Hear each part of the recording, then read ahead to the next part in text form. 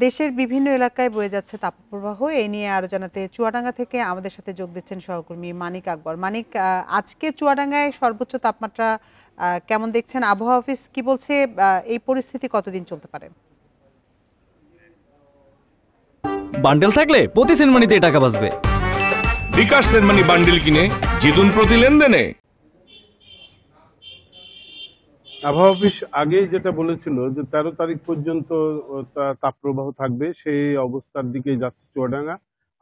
আজকেও সকাল 9টায় 31 ডিগ্রি তাপমাত্রা রেকর্ড করা হয়েছে। বেলা যত বাড়ছে সূর্যের প্রখরতা তত বাড়ছে এবং আমরা ধারণা করছি যে আজকেও তাপপ্রবাহের আওতায় চলে আসবে বেলা 3টে নাগাদ।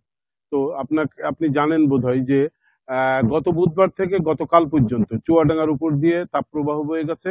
কখনো মৃদু, মাঝারি, তীব্র এবং অতি তীব্র তাপপ্রবাহ বয়ে গেছে।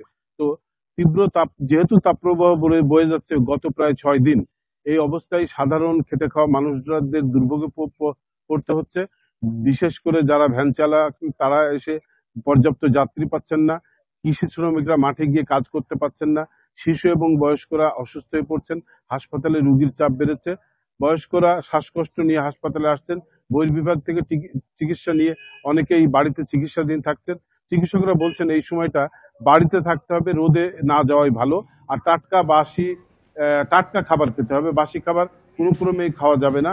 আর আবহাওয়া অফিস থেকে বলা হচ্ছে যে দেশের কোথাও কোথাও যদিও গতকাল বৃষ্টি হয়েছে, তো আজকে এখনো পর্যন্ত আবহাওয়া অফিস থেকে বৃষ্টির তেমন পূর্বাভাস দেওয়া হয়নি, তবে বলা হচ্ছে আগামীকাল কিংবা পরশু। জি মানিক আকবর, আপনি আরো তথ্য সংগ্রহ করুন, আমরা পরবর্তীতে আবার আপনার সাথে যোগাযোগ করব।